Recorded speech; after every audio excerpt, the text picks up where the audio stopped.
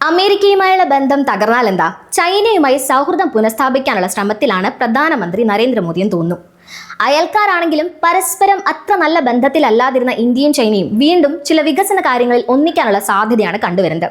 അതിർത്തി തർക്കങ്ങൾ മുതൽ നയതന്ത്ര ബന്ധത്തിൽ വരെ നിഴലിച്ച അകൽച്ച മാറി ഒടുവിൽ ഒന്നിക്കുന്ന നിലയിലേക്കാണ് കാര്യങ്ങൾ എത്തുന്നത്.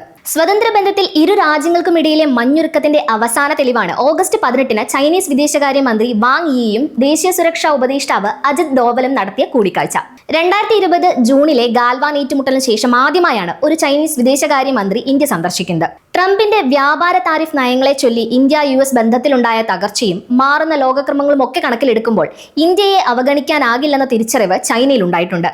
ഷാങ്ഹായ് കോർപ്പറേഷൻ ഓർഗനൈസേഷൻ ഉച്ചകോടിക്കായി ഓഗസ്റ്റ് 31-ന് പ്രധാനമന്ത്രി നരേന്ദ്രമോദി ചൈനയിൽ എത്തുന്നു എന്ന വാർത്തയും ഇതോടൊപ്പം കൂട്ടി വായിക്കേണ്ടതുണ്ട്. ഇന്ത്യ-ചൈന ബന്ധത്തെ പലപ്പോഴും മുൾമുനയിൽ നിർത്തിയത് അതിർത്തി തർക്കങ്ങളായിരുന്നു. പതിറ്റാണ്ടുകളായി തുടരുന്ന ഈ അതിർത്തി തർക്കത്തിന് ഫുൾ സ്റ്റോപ്പ് ഇടാൻ ഒരുങ്ങുകയാണ് ഇരു രാജ്യങ്ങളും. നിയന്ത്രണ രേഖയ്ക്ക് പകരം സ്ഥിരമായ അതിർത്തി നിർണയമാണ് ലക്ഷ്യമെന്നാണ് റിപ്പോർട്ടുകൾ പറയുന്നത്. ഇരുഭാഗത്തു നിന്നും വലിയ തർക്കങ്ങളില്ലാത്ത പ്രദേശങ്ങളാകും അതിർത്തി നിർണയത്തിന് ആദ്യഘട്ടത്തിൽ തിരഞ്ഞെടുക്കുക. ഇതിനായി working mechanism for consultation and coordination on India China border അഫയേഴ്സിന്റെ കീഴിൽ വിദഗ്ധ സമിതി രൂപീകരിക്കും. പിന്നീട് സംയുക്തമായി അതിർത്തി നിർണയിച്ച് തൂണുകൾ സ്ഥാപിക്കും.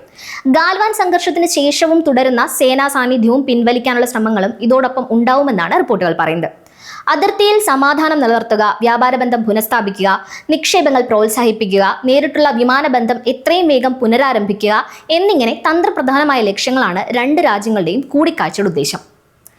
ഇരു രാജ്യങ്ങളിലെയും വിനോദസഞ്ചാരികൾക്കും ബിസിനസ്സുകാർക്കും മാധ്യമങ്ങൾക്കും മറ്റ് സന്ദർശകർക്കും വിസ സൗകര്യം ഒരുക്കുന്നത് എളുപ്പത്തിലാക്കാനും തീരുമാനമായിട്ടുണ്ട്. നയതന്ത്ര ബന്ധത്തിന്റെ 75-ാം വർഷം ഇന്ത്യ-ചൈന ബന്ധം വീണ്ടും ഊഷ്മളമാകുമ്പോൾ അതിനെ വളരെ പ്രതീക്ഷയോടെയാണ് മറ്റ് ഏഷ്യൻ രാജ്യങ്ങൾ നോക്കിക്കാണുന്നത്. എന്നാൽ മറുഭാഗത്ത് ട്രംപ് ഏർപ്പെടുത്തിയ വ്യാപാര നയങ്ങളുടെ പരിണിത ഫലം ഇന്ത്യ-ചൈന കൂട്ടുകെട്ടിന് ഉപകരിക്കുമെന്ന് അമേരിക്കൻ സാമ്പത്തിക വിദഗ്ധർ മുന്നറിയിപ്പ് നൽകിയിരുന്നു. ഇതോടെ വൻ ശക്തികളാകാൻ കുതിക്കുന്ന ഇന്ത്യക്കും ചൈനയ്ക്കും മേൽ ഏർപ്പെടുത്തിയ താരിഫ് പിൻവലിക്കാൻ ട്രംപ് നിർബന്ധിതനായാൽ അത് ലോക സാമ്പത്തിക ക്രമത്തിൽ പുതിയ ചരിത്രമാകും.